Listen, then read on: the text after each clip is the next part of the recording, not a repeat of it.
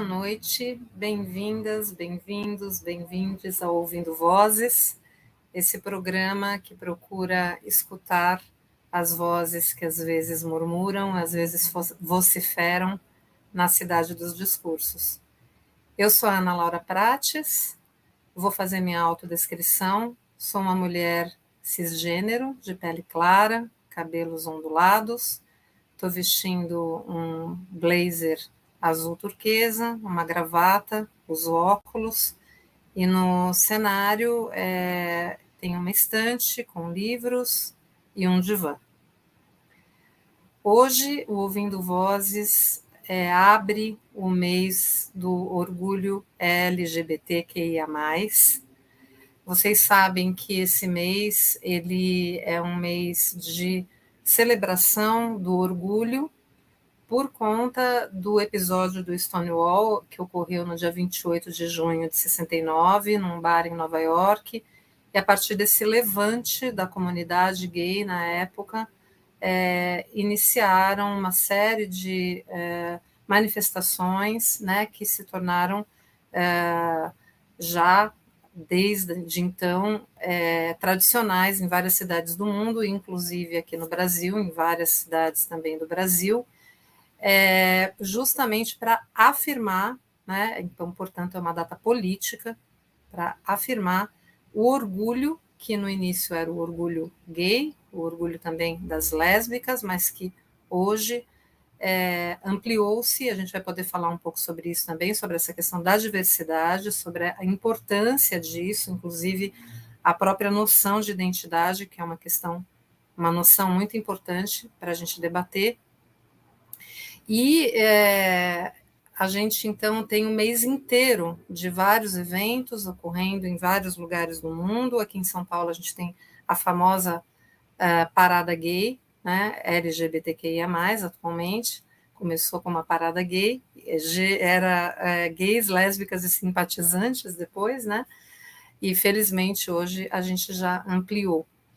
E eu tive o prazer e a honra, né, de convidar o Guilherme Terreri, que é o nosso convidado de hoje, e que aceitou, né, estar aqui com a gente.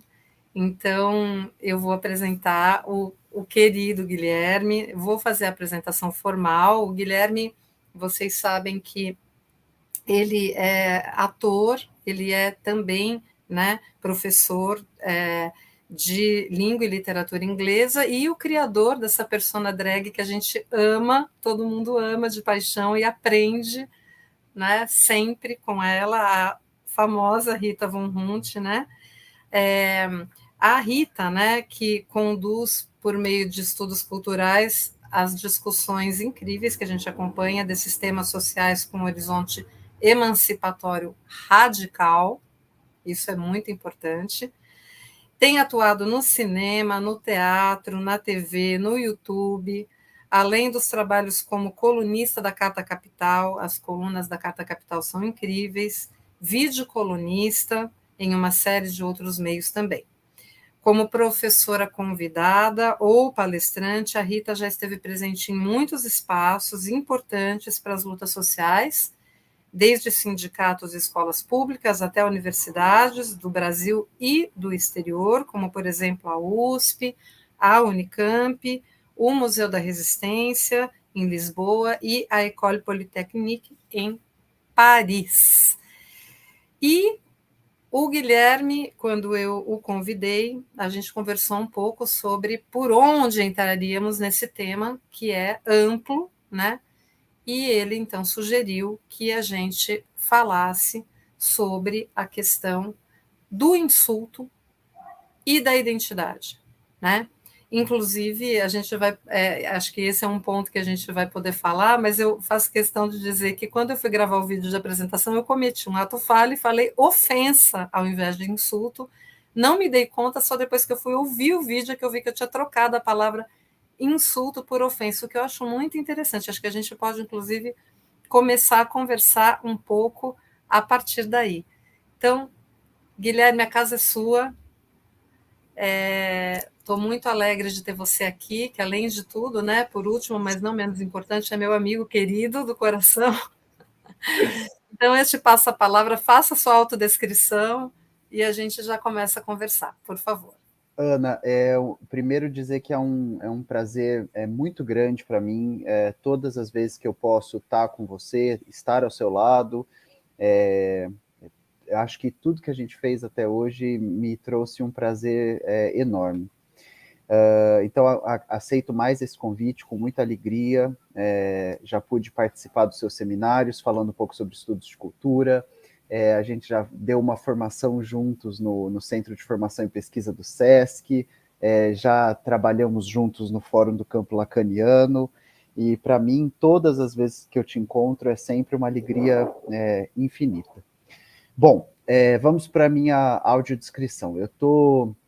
Eu sou uma pessoa branca, de pele clara, eu tô com a cabeça raspada, o meu cabelo é um tom de castanho claro, minha sobrancelha também, meus olhos também. Eu tô usando uma camisa jeans e uma camiseta por debaixo dessa camisa cinza.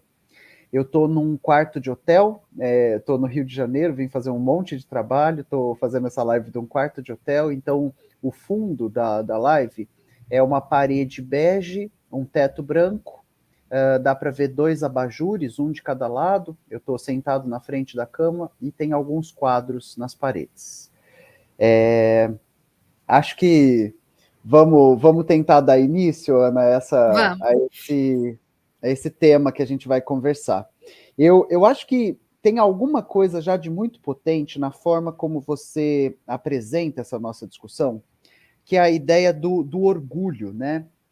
Porque, de alguma forma, quando a gente organiza o encontro, a gente está pensando no mês do orgulho, esse mês que marca as jornadas do orgulho. Só que, dialeticamente, só dá para pensar o orgulho se a gente pensa alguma coisa que é a negação do orgulho, né? O orgulho é um movimento de negação do estigma, de negação Uhum. da vergonha, né, da chacota. E, e eu acho que essa é a compreensão primeira que a gente precisa ter, né? À medida que no Ocidente, e isso é muito importante de se dizer, à medida que no Ocidente a gente está caminhando com os nossos debates de humanidade, mas também de ontologia, né? O que é o ser social, o que seria um dado ontológico desse ser e o que na contramão da ontologia, performance, o que é socialmente construído, o que é atribuído pela cultura, à medida que a gente vai avançando nesses debates, a gente vai conseguindo perceber como sociedades um histórico de violência hediondo, né?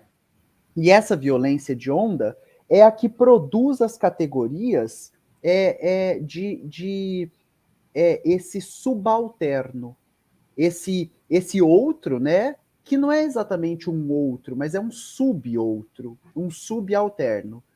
E essa categoria, as categorias de subalterno, elas têm, historicamente, criado estratégias e táticas de sobrevivência, mas também de produção e reprodução da sua cultura, ou seja, dos seus valores e significados, para que eles não se percam, né, durante os processos de genocídio, de apagamento, e esses grupos subalternizados, eles vão reivindicando espaços a partir dos quais eles possam enunciar a si mesmos e não serem enunciados por aqueles que os subalterniza.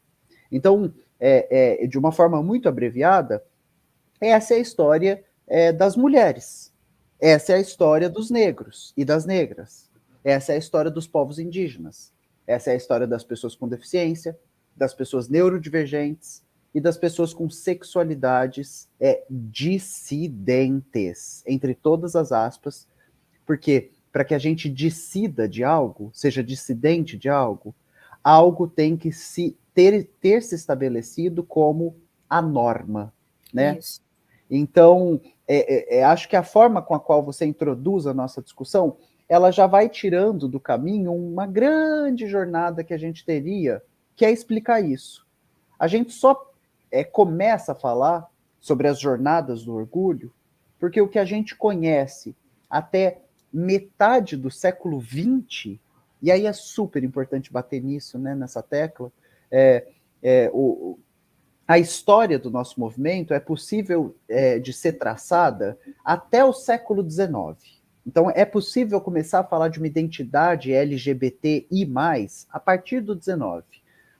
Aqui no Brasil, o Renan Quinalha, que também é um amigo querido, professor de Direito na Unifesp e pesquisador, né, da história LGBT, ele tem um livro recente chamado Uma Breve História LGBTI+, do século XIX até o presente. Exatamente. Então, é possível começar a falar sobre a nossa identidade a partir desse século. No entanto, se a gente para de falar sobre identidade e começa a falar sobre práticas LGBTI+, aí a gente vai voltar para a pré-história. Claro. Então, eu acho que é bom começar falando isso para que a gente vá alocando quem nos escuta, né, o que é isso que a gente veio falar sobre hoje. E, aliás, né, Guilherme, eu vou fazer duas observações só a partir da sua introdução, que eu acho muito importantes. Né? Primeiro, assim, que nós, psicanalistas, né, e ativistas, com essa orientação que você está trazendo, eu acho que nós temos muito mais pontos em comum do que, às vezes, os ruídos que fazem nessa conversa podem levar a crer, né? Inclusive, eu já várias vezes nos outros Ouvindo Vozes fiz uma espécie de meia-culpa no sentido de reconhecer que o que não significa que muitos psicanalistas individualmente não tenham, infelizmente, adotado ao longo da história da psicanálise posições bastante conservadoras, retrógradas, normativas, heteronormativas, etc. Mas a gente não pode confundir isso com, vamos dizer assim, aquilo que é, de fato, a psicanálise, enquanto aquilo que ela pode trazer de conhecimento de praxis também em relação à questão da sexualidade, né? E, de fato, acho que o que nós temos em comum é justamente isso que você falou, de considerarmos a sexualidade humana um efeito do discurso, né? Isso é muito importante, quer dizer, aquilo que é normal ou que não é normal depende de práticas discursivas e, portanto, de práticas de exercício de poder. Né? Eu sou apaixonado por um psicanalista, quer dizer, por vários, né? Você é uma delas que eu sou apaixonado. Mas eu sou apaixonado por uma série de psicanalistas que vão, ao longo do tempo, se dando ao trabalho de voltar a ler Freud para os seus pares. Exatamente. E eu sou apaixonado pelo Oscar Massota, que é um argentino maravilhoso, sim. Tradutor de Lacan para o espanhol. A primeira vez que Lacan foi traduzido para o espanhol foi pelo Massota. E ele tem um livro chamado O Comprovante da Falta. Né? Eu cheguei até esse livro num curso que eu estava dando, né, sobre Butler, e um grande amigo meu, que também é psicanalista, Henrique Vicentini, me recomendou Massota. E tem bom, esse livro é a transcrição de alguns seminários que ele deu na Argentina. E tem um seminário, numa determinada altura, que ele está explicando...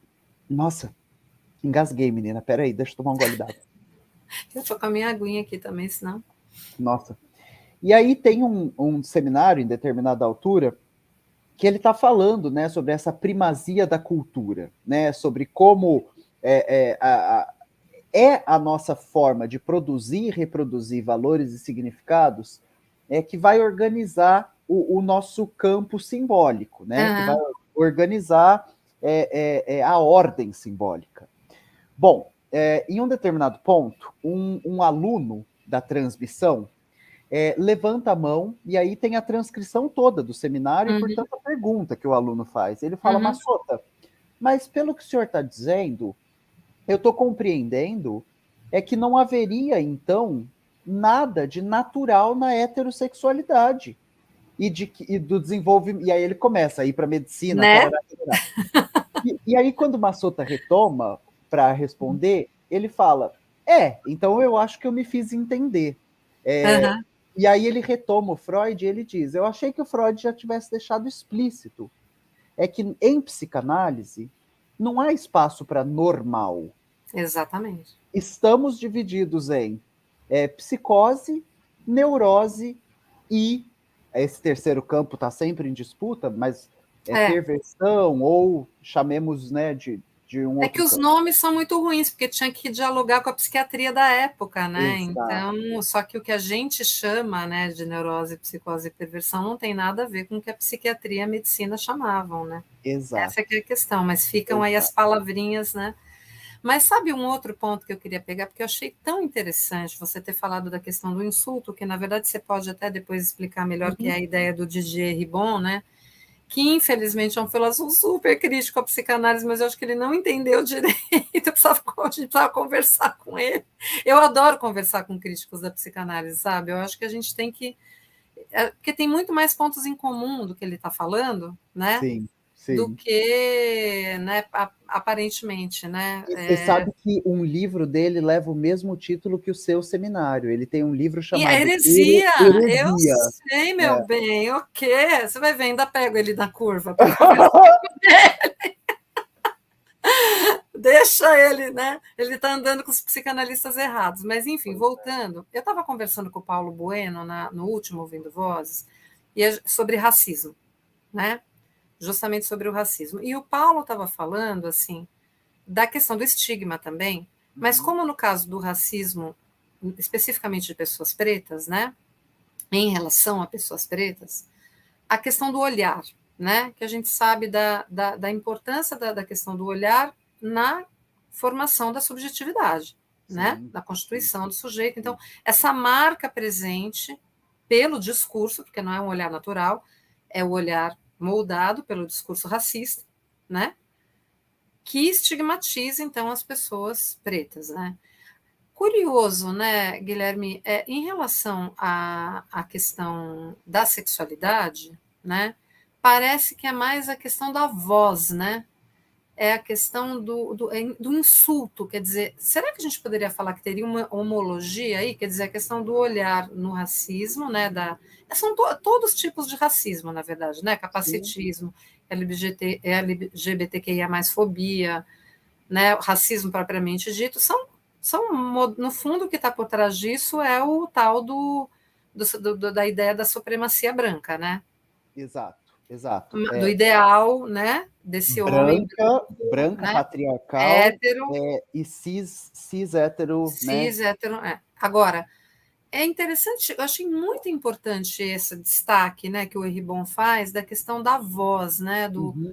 do ódio, né, pelo insulto, né? Sim, Eu acho que você podia falar um pouco disso, né?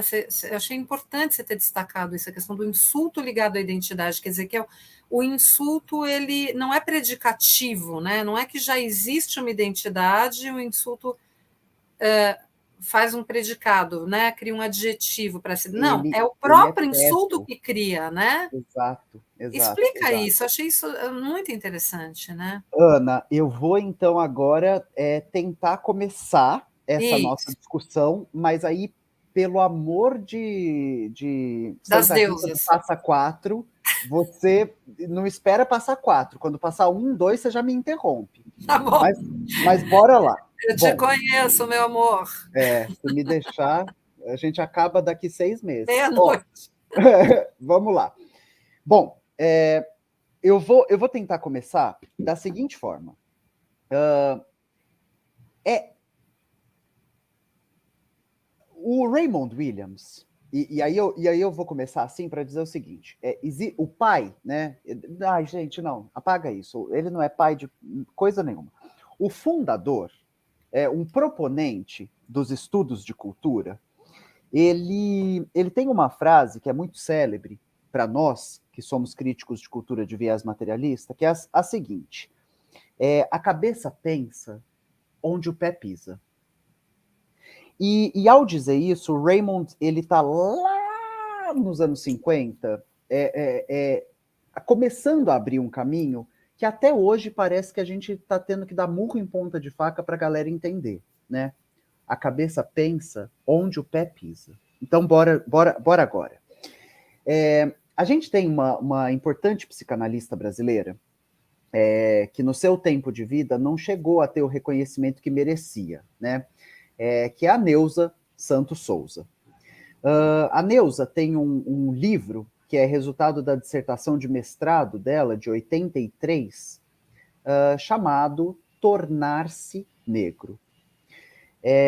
Eu tô fazendo questão de começar pelo Brasil para chegar na França, porque o Eribon, o Didier Eribon está escrevendo esse livro ao longo de 3 anos, na segunda metade dos anos 90. Ele começa a escrever esse livro em 96, termina de escrever esse livro em 99, e ele vai dizer que esse livro é um contra-ataque a alguma coisa que está acontecendo na França nos anos 90. Mas olha só, por que eu estou falando da Neuza? Porque, de alguma forma, o trabalho da Neuza, ele vai fazer um apontamento para nós que é irredutível e irrevogável. A pessoa negra, na maioria das vezes, quando se relata, quando faz seu relato de si, conta que se soube negra através da boca do outro. E que a negritude aparece na sua vida não como um devir, não como uma ancestralidade, não como uma tecnologia, não como um orgulho, mas como um insulto. Existe uma acusação de negritude. É como se alguém te acusasse de negra, de negro. O que o Didier Eribon vai defender, e aí, mais uma vez, é um livro que no Brasil ele foi pouco apropriado ainda. Eu imagino que talvez isso possa mudar no futuro, por como anda a ebulição, né, da produção social, de teoria social no Brasil e de teoria queer. Mas o Didier, ele publica esse livro em 99 na França. Esse livro vai ser traduzido para o inglês em 2004 e em português em 2008. Né? Então, a gente ainda está falando de um livro muito recente no Brasil. Ele foi traduzido pela Campo Matêmico, né? Que é uma editora também dedicada à psicanálise. E essa é uma das nossas diversões desse tema. Por quê? O Didier Eribon, ele é algo que a gente pode entender como um dos intelectuais que obriga a psicanálise a se atualizar. Então, aqui no Brasil, a gente reconhece esse episódio, né, do Paul Preciado. Sim. E da fala que o Preciado faz em 2019, né, na França, no Instituto para os Psicanalistas em Paris, e que funciona como uma espécie de bomba. Esse livro do Didier Eribon teve um efeito bastante similar. Logo no prefácio, o Didier ele já faz, e aqui eu tô terminando de fazer essa ilação com a psicanálise. O Didier já faz uma leitura que é delicada, mas que é possível. É importante salientar isso. De que a psicanálise lacaniana ela seria textualmente LGBTfóbica. E aí ele vai se referir ao seminário 5 do Lacan, e quando, ao organizar as estruturas, né, do inconsciente, o Lacan vai falar de neurose, psicose e homossexuais perversos homossexuais. Eu não tenho, né, a leitura profunda de Lacan para me propor a esse debate se o Didier está fazendo uma leitura apropriada ou não. Na época que eu comecei a ler o livro, eu corri para os meus amigos psicanalistas, em especial o Henrique Vicentini, para entender o que estava acontecendo, como que esse cara, a gente não está falando de um intelectual médio, né? Para quem não conhece o Didier Eribon, ele é um dos principais autores, filósofos e historiadores da intelectualidade francesa. O Didier Eribon é um dos maiores biógrafos do Foucault. O Didier Eribon tem uma vastíssima e profunda leitura de teoria social francesa. Então, o instrumental teórico dele vai desde do Kojève, né, e portanto da recepção de Hegel na França, até... Aliás, foi com quem o Lacan aprendeu Hegel também, né? Exato, exato. Até o que existe de mais atual no pensamento, né? O Didier Eribon foi contemporâneo do... Oh, meu Deus, chega essa hora, a gente já está tudo bagunçado, né? Ele foi contemporâneo do Pierre Bourdieu e ele é um grande debitário do Bourdieu. Esse livro, do insulto e a construção da identidade gay, ele está intimamente ligado com a teoria sociológica do Bourdieu. Do Pierre Bourdieu, exatamente. Em especial, um livro final do Pierre, já próximo do falecimento dele, que é A Dominação Masculina. Esse livro é fundamental para este outro que o Didier Eribon escreve. Bom, quando eu consulto o Henrique Vicentini para entender qual é esse chiado de comunicação que acontece, o Henrique vai me dizer que ele próprio, quando leu pela primeira vez na sua formação como psicanalista o Seminário 5, fechou o seminário nessa parte e guardou o livro e começou a pensar se ele ia mesmo ser um psicanalista. Uhum. E aí ele conta, né, de um encontro que ele tem com a Michele, a Michele Roman Faria, que numa leitura dela do Seminário 5, faz o apontamento de que está mal escrito. E de que o Lacan não está se referindo ao perverso homossexual como uma coisa, claro. Mas que ele... E aí é que ele segue dando exemplos da perversão. E ele não está mais falando do homossexual. Só que isso não fica claro no texto. E aí quem lê assim, sem um aprofundamento grande, exatamente, pode entender. Que sabe o que é, Gui? Acho que assim, né? Obviamente que a gente não vai ficar aqui falando da psicanálise em si, Sim. né? Mas é só porque eu acho que. Também. Mas é porque eu acho que é legal essa conversa, né? Porque você é super simpatizante da psicanálise, sim, né? E eu sou uma pessoa super aberta também, como eu te falei, a ouvir as críticas, né? Por isso que é bacana a gente conversar. Sim. Mas você sabe que, fazendo aí uma comparação, eu ouvi há umas semanas atrás o Chavoso da USP. Você já conheceu esse rapaz que fala? Sim, a gente é contemporâneo da Ele é da maravilhoso. faculdade. Então, e aí ele deu uma aula de epistemologia, assim, falando de Marx. Ele falou: olha, a gente não vai fazer um inventário do que o Marx falou e do que o Marx não falou em não sei quanto de bolinha, em 1800 não sei o quê, e fazer a coluninha, entendeu? Ele não falou de preto, ele não falou de mulher, não, mas aqui ele falou de... Porque não é esse o ponto. O ponto é, exato, onde é que está a raiz do pensamento marxiano? É no momento em que ele desvenda a questão do capitalismo e do funcionamento e da mais-valia e do... Entendeu? É no capital, é ali que está...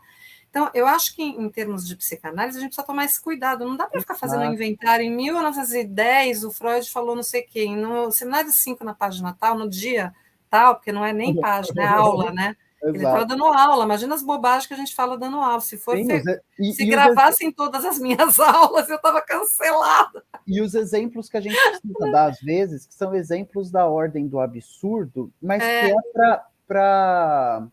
para esquematizar alguma coisa, né? Então, você tem que pegar o eixo, né? Você tem que pegar a clínica, você tem que pensar os fundamentos da questão da sexualidade, né? Para Lacan, especificamente, que é o que a gente está falando. E é isso, né? Quer dizer, as bobagens que um ou outro falou aqui e ali não dá, porque senão a gente não vai... Mas, enfim, de qualquer maneira, acho que a gente concorda que a gente tem em comum essa ideia, né? De que não tem norma, né? De que é fruto de um discurso, né? E de que, como todo discurso, tem relação com o poder.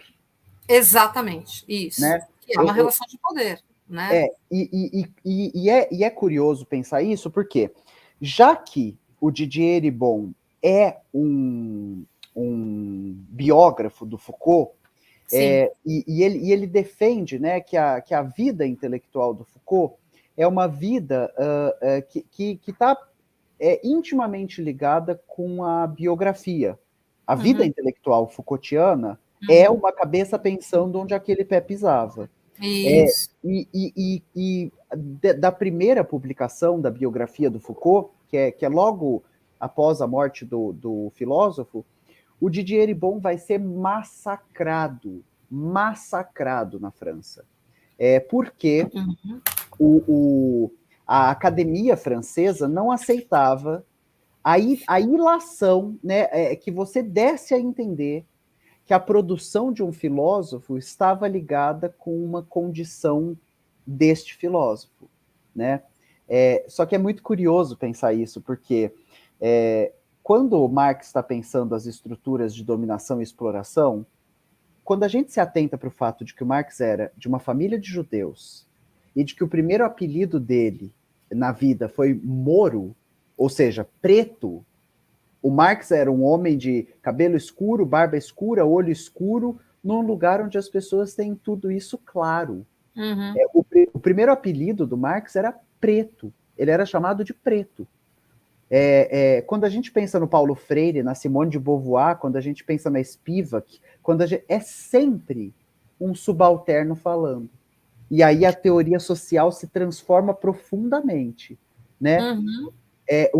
A partir da fala de um subalternizado que fica explícito os pontos cegos de alguma coisa. Aliás, então, essa questão do insulto não é uma paráfrase do Sartre, né? Porque acho que o sim, Sartre é a questão judaica, né? Do Sartre. Exato, exato. Tanto é que o Didier Eribon, ele para falar sobre isso, ele vai usar dois instrumentais teóricos principais, que são o Sartre e o Pierre Bourdieu, e o Foucault. Mas o Foucault ele vai usar como uma análise da obra. Ele até fala que esse livro pode ser entendido como uma terceira biografia do Foucault. Ele escreveu a primeira biografia do Foucault, depois um outro livro chamado Michel Foucault e seus contemporâneos, que ele analisa como o pensamento do Foucault influenciou e foi influenciado pelos seus contemporâneos.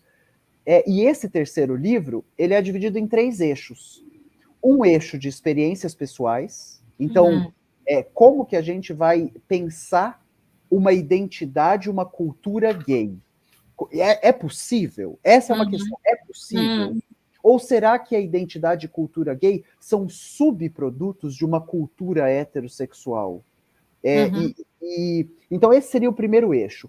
O segundo eixo é um mapeamento cultural, em especial francês, que o Didier Eribon vai fazer, a partir de uma impressão que ele tem, e que está acertada, ele vai depois comprovar essa hipótese, de que a homossexualidade ela é onipresente na literatura francesa do século XIX. Então, exato. Proust. Exato. O primeiro Gide. capítulo. Isso, o primeiro capítulo da obra é o volume 3 do Em Busca do Tempo Perdido, numa cena bem particular de 2 homossexuais que estão caminhando e tendo uma conversa. Só que a gente ainda não entende exatamente. A gente heterossexual, porque eu, bichona, li e já saquei tudo. Mas um olhar heterossexual talvez não entendesse o que está se passando ali. Mas deixa eu retomar. E ele vai usar o Sartre à medida que ele retoma uma máxima sartriana que não importa o que fizeram de mim, só importa o que eu faço com o que fizeram de mim. E aí ele vai usar isso a partir desses outros referenciais, que são Michel Foucault e Pierre Bourdieu. A terceira parte desse livro é um voltar para a obra do Foucault e entender a questão gay na obra do Foucault. a gente entrou aqui porque estávamos falando de discurso e poder, né? E ele defende que é possível, em alguma extensão, defender que a intelectualidade, a obra Foucaultiana, com O maiúsculo, ela pode ser lida como uma revolta contra os poderes da normalização. Uhum. Então, é a partir do pensamento do Foucault, por exemplo, que a gente começa a entender como uma esfera de poder organiza um discurso de poder. E aí, portanto, pensar que isso que surge como uma acusação, a acusação da negritude, antes da identidade da negritude, a acusação da LGBTidade antes da descoberta da LGBTidade. A maioria de nós, e isso vale para os héteros também, vai ser chamado de bicha, de viado, na escola, em idade anterior a qualquer descoberta romântica ou sexual. E o Didier, ele faz uma análise de como a produção do estigma, ela opera numa chave que cria uma subjetividade avessa a si mesmo. E é por isso que eu estou falando tanto da Neuza. Porque o que a Neuza está produzindo em 83 de certa forma, precursora do Exatamente. que o Heribon está produzindo em 96. Ela fala antes, né? Ela fala antes, mas a ideia está indo Você vê que interessante, ela é psicanalista, quer dizer, é isso, né? Porque tem uma lógica aí, né? Que é exatamente a lógica da identidade ser uma prática significante, né, Guilherme? Exato. E a marca, né? Isso que você falou, achei tão interessante, a marca da injúria. Você acha que a questão da vergonha, né? Voltando um pouco ao que você tinha falado no começo, né? A questão da vergonha como essa marca, um efeito da marca da injúria, né? Quer dizer, no início da subjetividade desses sujeitos, de alguma maneira, você tem o afeto, né? A vergonha como um afeto, né? Constituinte, um afeto constituinte. Isso. Tem Por uma isso a coisa... importância do orgulho, né? Que você falou como dialética, né? Quer dizer, o orgulho como uma resposta à vergonha original, né? E como única resposta possível. Possível, isso, fala disso. Isso é muito importante. Então, deixa eu dizer o seguinte: quando o Didier publica esse livro, ele está conduzindo uma outra pesquisa que vai resultar bom, vão ser vários desdobramentos, mas vai resultar num próximo livro dele, e ele diz isso no prefácio da obra, que agora, naquela época da vida dele, 99, ele está interessado nos maus homossexuais. E o que são os maus homossexuais? Os gays de extrema direita na França. Isso. E ele está curioso, encafifado em como é possível que haja uma pessoa LGBT de extrema direita. A gente também se pergunta isso. A gente também se pergunta isso, e o último livro do Didier Eribon bom, se Deus quiser, o mais recente, não o último. Porque por favor. Ele está vivo, ele tem 69 anos de idade, ele é um cara jovem, abre no YouTube, você vai ver ele dando aula, ele tá aqui melhor que a gente. Mas ele nasceu em 53. Mas o mais recente livro dele, que chama Retorno a Reims, que é a cidade onde ele nasce, e ele vai passar mais de 3 décadas sem voltar para essa cidade, é uma etnografia. Então, ao retornar para a cidadezinha dele, e cidadezinha porque é uma cidade de menos de 200 mil habitantes, ela fica a como 130 quilômetros de Paris. Ela é uma cidade pequena, mas ela é a maior cidade da região. E quando ele retorna, só para contar também, o Didier Eribon, ele é um fudido, né? É um pé rapado. Ele nasceu numa família de gente fudida e pé rapada. Ele é a primeira pessoa da família dele que acessa o nível universitário. E na França, isso é muito raro, né?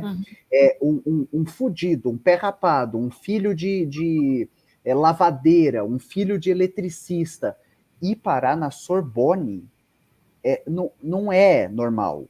Assim, não é habitual, não é comum e não é esperado.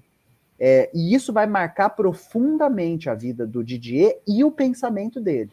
Uhum. Nesse livro, Retorno para Han, ele vai tentar entender como um povo pobre e fudido se alinhou e se aliou com a extrema-direita. Uhum.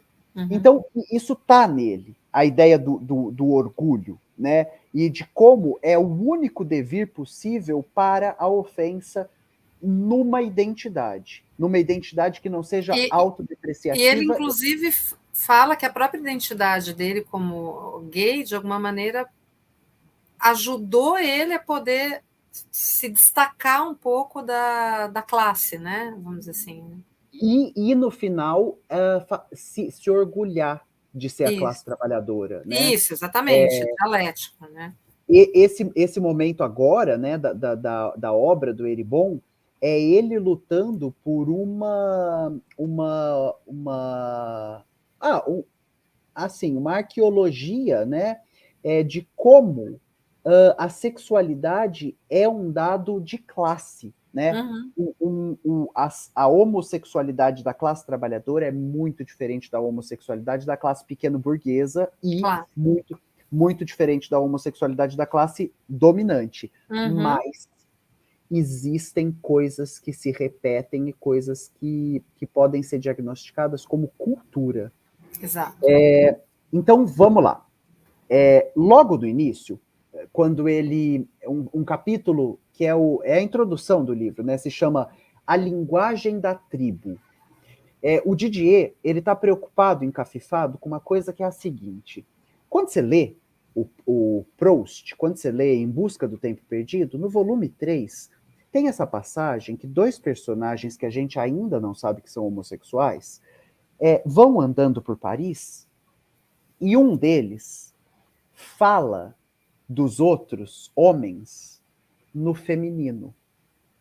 E esse é um dado da cultura homossexual, né? A gente fala de si e dos outros no feminino. Ah, ela tá louca. O que não é qualquer coisa também, né? Não é qualquer coisa também. Para a psicanálise não é Ou nada qualquer coisa. E aí ele vai trabalhar uma ideia que é a seguinte: existe aqui nessa pequena cena algo menos óbvio, né? Que é uma polarização feminino-masculino e uma gravitação que distingue os homossexuais inicialmente em dois grupos.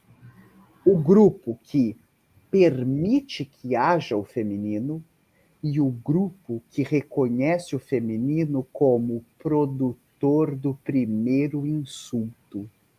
Então, bom, aqui eu estou passando assim bem en passant.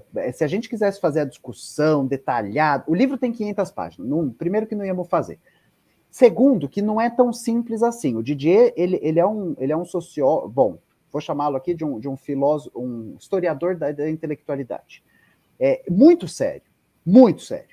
E ele vai construindo isso com muito cuidado. Aqui eu estou fazendo uma comunicação numa live, então é outra claro. coisa.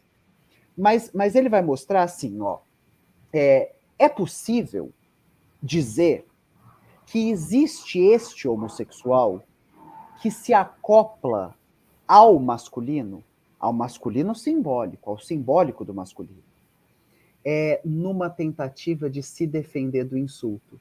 Uhum. Porque o insulto sempre vem pela via da feminilização daquele corpo. Exato. E aí, para se apartar do insulto, para se apartar da ofensa, ele se acopla ao masculino. E aí ele começa a produzir ódio ao efeminado. Então, essas duas personagens, elas são confidentes, e elas não pertencem à classe trabalhadora, elas são diplomatas, um deles é um diplomata e o outro é um barão. Uhum. Então, eles pertencem a uma classe superior do século XIX na França. Então, eles trocam confidências, existe uma filiação cultural entre eles, mas um deles odeia o outro, porque o outro é nas palavras do Proust, exuberante demais, né? Ele é flamboyant, ele é essa coisa não masculina, essa coisa não toda fálica. Uhum. E isso gera um ódio. A partir daí, na introdução do livro, né, a linguagem da tribo, o Didier Eribon ele vai ficar encafifado com essa questão. O que é isso que vai produzir uma subjetividade, e ele usa o termo subjetividade para não usar hábitos Uhum. do Bourdieu. É. Então ele diz o seguinte: o que é isso que vai produzir essa subjetividade? Que é uma subjetividade que odeia a si mesma. Como a gente trabalharia isso? E Uhum. aí, e aí ele vai fazer algumas perguntas que ele vai tentar responder ao longo das 500 páginas, que são derradeiras e decisivas, que são as seguintes: a homossexualidade é uma cultura ou será que ela é uma prática? Será que é possível falar do homossexual Uhum. singular? Será que existe um campo que unifica essas experiências? Uhum. Ou será que a homossexualidade é vivida caso a caso? E a hipótese dele é que não. É que Uhum. existe alguma coisa unificadora dessas subjetividades. E é o insulto. É o Uhum. fato de que o ingresso no campo simbólico se dá pelo insulto. É de que essas crianças, essas adolescências, essas juventudes, essas primeiras infâncias, Uhum. elas têm que lidar com um dado muito primeiro de que está no corpo. É, Isso. é real, é real. E que produz ódio, violência, exclusão, xingamento, estigma, e que é algo que elas não têm exatamente consciência do que é, mas que Uhum. elas sabem que é errado, que elas sabem que é vergonhoso, que elas sabem que é doente, que elas sabem que é pecaminoso, e que isso vai produzir um, um estranhamento de si, né? Nas palavras, né, nos termos marxistas, mas a gente também pode falar nos termos freudianos, uma alienação. Exato. É o discurso do outro que cria a identidade, né? Isso. Exatamente, é uma alienação. Exatamente. Então, Ana, o que eu preciso saber é o seguinte: é, você acha que eu estou falando alguma coisa para quem nos ouve? Ou será que eu quebro em miúdos? Não, eu acho que está ótimo. Aí vocês Beleza. falem aí, pessoal, como é que tá. Mas eu tô achando incrível, assim, eu acho que talvez dê para a gente avançar justamente nesse ponto, assim, da resposta, né? Quer dizer, quando que Uhum. vem, porque é isso traz dor, isso traz marcas na subjetividade, né? com, Sofrimento com as quais a gente vai lidar para o resto da vida. para o resto da vida, evidentemente. É como ser negro e é como ser mulher. Ser mulher, exatamente, exatamente, não tem como sair disso, né? Não. Agora, essa resposta, que é uma resposta política e uma resposta ética, de fazer isso virar orgulho, né? Maravilha. Eu acho Isso que é muito importante. não, e eu acho que agora também você toca numa questão central, porque o Foucault vai dedicar um momento extenso da vida dele, da vida intelectual Sim. dele, que é o final, né? E aí, assim, a partir de dados biográficos do Foucault, a gente pode fazer um debate, mas o Foucault ele é uma das vítimas do giro mortal da AIDS na França. Claro, exatamente. O diagnóstico produz alguma coisa Uhum. no pensamento do Foucault. Sim, isso. E o Eribon fala algo por aí. Mas quando você diz de uma ética, é porque os momentos finais da obra do Foucault, o Foucault está falando de uma vida obra de arte, né? De que isso que a gente teria para fazer em vida seria produzir uma ética estética, que aliás o Paulo Freire vai passar por aí também, né? A, Exato. a boniteza da educação. que seria a produção de uma ética estética dessa subjetividade. O Foucault não está, propriamente dizendo, da homossexualidade, mas a leitura que o Didier Eribon faz do Foucault é de que sim. Ele está propondo a criação de uma ética estética da homossexualidade. Quando a gente olha para como isso reverbera na produção intelectual do Didier Eribon, ele tem um livro, né, dedicado a isso, que é o...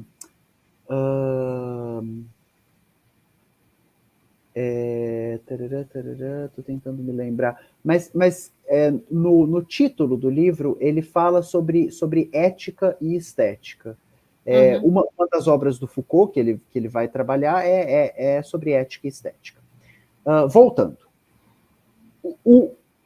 esse devir, essa virada, o que a gente pode fazer com a ofensa, não importa o que fizeram de mim, importa o que eu faço o que fizeram de mim, vai ser o derradeiro para esse intelectual, mas o que parece é para esse caldo de cultura, né? Que seria o seguinte: dos anos 90 para cá, a gente tem avanços que são assim inequívocos. A gente precisa pensar que a nossa produção de bichas travestis, de sapatonas masculinas caminhoneiras, de pessoas hermafroditas, né, que são pessoas intersexo, mas eram reconhecidas como hermafroditas. A nossa produção, a nossa intervenção, a luta contra o nosso epistemicídio, ou seja, o assassinato da nossa produção de conhecimento, é o que vai resultar, por exemplo, em 1990, na despatologização da homossexualidade pela Organização Mundial da Saúde. Isso não é pouca coisa, né? A despatologização da transexualidade em 2019 pela Organização Mundial da Saúde. Então, o que eu estou tentando amarrar, né, porque o nosso tempo está começando a minguar, é essa ideia que é a seguinte: a partir de uma compreensão de que tudo que a gente pôde conhecer sobre a LGBTidade é o discurso do outro sendo produzido, né? É a produção desse lugar de outro, né?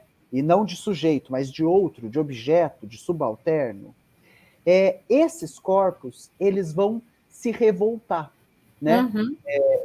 Eu vou retomar aquilo que eu disse inicialmente, né? Que é uma revolta contra os poderes da normalização.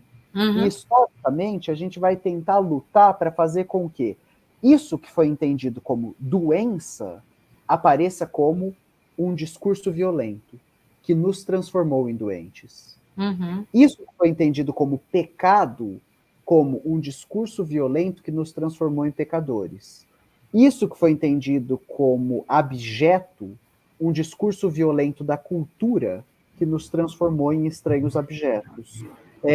Isso que ficou conhecido como loucura, um discurso violento que nos transformou em loucos, né? Que nos transformou em criminosos, né? A maioria dos códigos civis, a maioria dos códigos penais do Ocidente nos criminalizou até agora, né? Até agora. A gente está em 2023 e tem quase 70 países ao redor do mundo que ainda punem a existência de pessoas LGBT. Exatamente. Então, daí a resposta do orgulho é fundamental, justamente, né? É a única possível. É a única possível. Quando Didier fala desse mal homossexual, é aquele incapaz de sentir orgulho de quem ele é. É aquele que se acopla à extrema-direita e que vai imagina, né? Gays com Bolsonaro. Esse é aquele que foi incapaz de fazer a jornada da vergonha para o orgulho. E aí, ele, como o gay que tem ódio do passivo, que tem ódio do afeminado, que tem ódio da travesti, ele se aproxima do opressor, porque ele não pôde fazer educação libertadora. E aí o único horizonte que ele encontra para si é fazer mímica de quem o mata. acreditando que ao fazer a mímica de quem o mata, ele não será morto também. Exatamente. Agora, Gui, a gente já está meio que se encaminhando para o fim, embora a gente possa passar alguns minutos, claro, né? Mas eu acho que é super importante também, até em função dos debates que estão acontecendo, em relação a isso, a gente tocar no falso problema, mas que muitos compram essa ideia, mais do que nós gostaríamos, inclusive, né? Da liberdade, né? Então, esse papinho da liberdade de expressão, né? Do poder fazer piada, do poder falar, do poder. Como se isso fosse liberdade, né? Então, a liberdade para a insultar, a liberdade para ferir, a liberdade da injúria, né? Uma liberdade que de liberdade não tem nada e que a gente sabe que mata, inclusive. Exato, né? exato. Eu acho que é muito importante a gente falar assim brevemente sobre isso, né? Porque está tão na ordem do dia, inclusive em relação a não apenas a injúria e aos insultos públicos, né? Em relação a homossexuais, a travestis, a transexuais, inclusive ocupando postos, né, eleitos, né, Exato. deputadas trans, né, mas também, claro, né, as injúrias racistas, por exemplo, o caso do Vini, que a gente conversou a semana passada com o Paulo, né? Ou mesmo o humorista, né? O caso do humorista, exatamente. Então, eu acho que a gente podia falar um pouco sobre isso, acho que é fundamental, sabe? A gente deixar algumas Sim. palavras em relação a isso, né? Olha, porque, de novo, né? Eu sempre tento, quando eu me comunico com as pessoas, eu sempre tento dizer para elas o seguinte: isso é infinitamente maior do que poderá ser discutido aqui, né? Uhum. Então, em primeiro lugar, é reconhecer a limitação do nosso meio, né? A gente está fazendo uma live, né? Então, primeiro falar isso. Isso é muito mais complexo do que a gente pode apresentar aqui. O que é possível apresentar aqui? Existem muitos campos através dos quais a gente vai poder fazer esse debate. Os que mais me interessam, porque eu sou um crítico de cultura. Então, os que mais me interessam são a filosofia da linguagem e a teoria queer. Existe um texto da Butler, é um livro, ele foi recentemente publicado no Brasil, chamado Discurso de Ódio. Esse livro da Butler ele é fundamental para entender o conceito de performatividade na obra dela. Um pouco porque o conceito de performatividade da Butler ela está pegando de empréstimo, por assim dizer, tá? É mais complexo do que isso, mas ela está pegando de empréstimo do John Austin, que é um filósofo, né, da escola inglesa de filosofia da linguagem, de Oxford, que é um filósofo da linguagem. O John Austin tem um livro chamado Atos de Fala, quando falar é fazer. Existe uma forma que aquilo que a gente diz não é discurso, mas é discurso numa concepção Foucaultiana. É o jeito da gente entender e agir sobre o mundo, né? A psicanálise nata de braçada nessa piscina. É possível tratar um ser humano por como ele fala e escuta o planeta. Exatamente. Mas voltando. E aí o Austin, ele vai defender, através da filosofia da linguagem, por meio da filosofia da linguagem, que existe um jeito de falar que é fazer. Então, se o primeiro-ministro da Ucrânia disser estamos em guerra com a Rússia, ele não está falando, ele está fazendo, né? Tem um jeito de falar que é fazer. E quando a gente pensa que as nossas sociedades elas se organizam subalternizando, o chamamento de preto, de macaco, não é uma liberdade discursiva. Ela é um ato de fala que traz à baila a condição de subalterno daquele sujeito, e isso tem implicações físicas. Exato. Bom, tem um estudo de 1999 da Universidade de Stanford que chama A Ameaça do Estereótipo, São dois pesquisadores, que é o Claude Steele e o Joshua Harrison. Eu uso muito esse texto em sala de aula, por isso que eu sei de cor.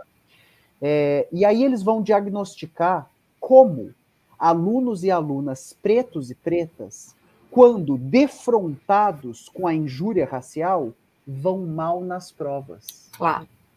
Então, isso que a gente pode ouvir na boca do outro como liberdade de... Não é, não é. É uma sofisticada estratégia discursiva de matar. De matar. É um jeito de matar. E aí a gente pode falar de violência simbólica do Pierre Bourdieu, a gente pode falar de epistemicídio, a gente pode falar de uma série de conceitos das humanidades. Mas a coisa tem um jeito de falar que não é apenas fala, mas é um jeito de matar, é um jeito de violentar, é um jeito de violar. E o que a gente está atravessando no Brasil é tornar acessível essa concepção de que você é livre para ser racista, livre para responder criminalmente. Você é livre para ser transfóbico, livre para responder criminalmente. Então é entender que, à medida que a nossa sociedade parece avançar numa direção, ou ao menos o aparato formal e jurídico dela parece avançar numa direção, isso fica, esse discurso fica tipificado como um tipo específico de discurso. Qual? Discurso de ódio. Qual é a questão central do discurso de ódio? Ele é organizado para inviabilizar a existência do outro e para condicionar o outro às categorias de abjeto e matável. Exatamente. Então, eu acho que isso, de alguma maneira, acho que esclarece bem, né? Porque é evidente que a gente não vai resolver isso só no plano jurídico, né? Não, Porque não a vai. mudança tem que ser no plano do discurso, E que é muito mais material, né? profundo. Material, exatamente. Né? E agora, de qualquer maneira, os avanços jurídicos são muito bem-vindos porque nos dão, de alguma forma, ferramentas também para podermos nos contrapor a isso, né? E porque eles apontam alguma coisa, né? Se a gente for pela teoria da cultura marxista, materialista, essas mudanças na superestrutura, elas estão falando alguma coisa de uma mudança na infraestrutura. Exatamente, exatamente. Daí a gente retoma, inclusive, aquele debate interessantíssimo, né, sobre o racismo estrutural ou racismo institucional, enfim, exato. né? Essa diferença que eu acho que vale bem também para a questão do insulto e da injúria contra a cultura, né, e a identidade LGBTQIA+, né? Meu querido, nosso tempo acabou. Isso é a pior parte, né, minha amiga? Mas a casa é sua, né? Você pode voltar quando você quiser. A gente Nossa, continua a conversa, né? É uma conversa que não tem fim, essa daqui, né? Para o bem e para o mal, a gente gostaria de sim, conversar de outros assuntos, mas a sim. gente tem que continuar firmes aqui, né? Ana, você sabe que você acabou, assim, só para te contar isso aí e a gente terminar com alguma coisa mais pessoal, assim, porque como professor eu acho que a gente se dá muito pouca licença para ser pessoa.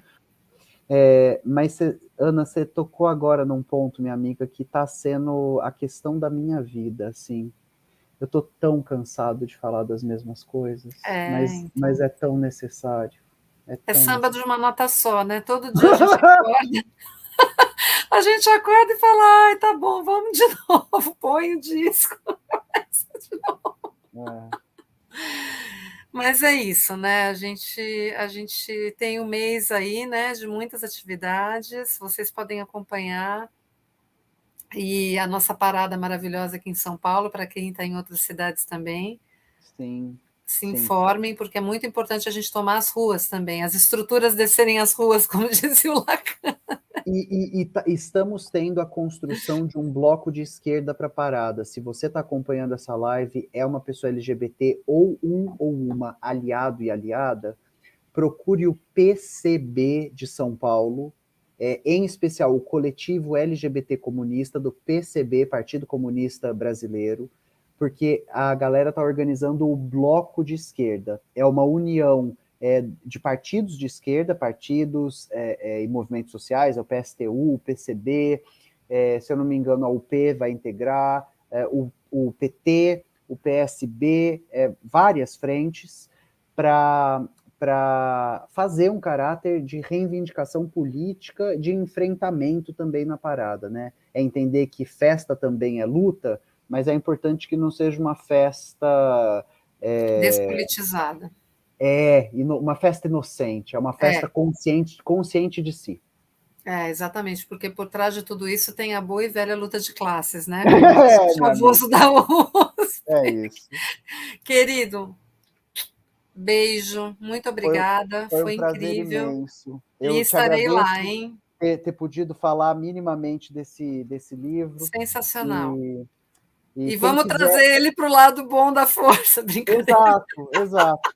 E quem tiver interesse, eu vou dar uma aula aberta sobre esse livro no Centro Cultural do Banco do Brasil, no dia 24 de junho, agora este Opa, mês. aí. É um evento aberto, gratuito, para muitas pessoas. Quem tiver interesse de dar sequência a essa discussão, nos encontre lá. Maravilhoso. Boa noite, pessoal. Até o próximo, ouvindo vozes. Guilherme, beijo. Obrigada, Lourdes Nassif, como sempre, aí nos bastidores nos acompanhando. E até o próximo. Até, meu amor. Beijo, querido. Tchau.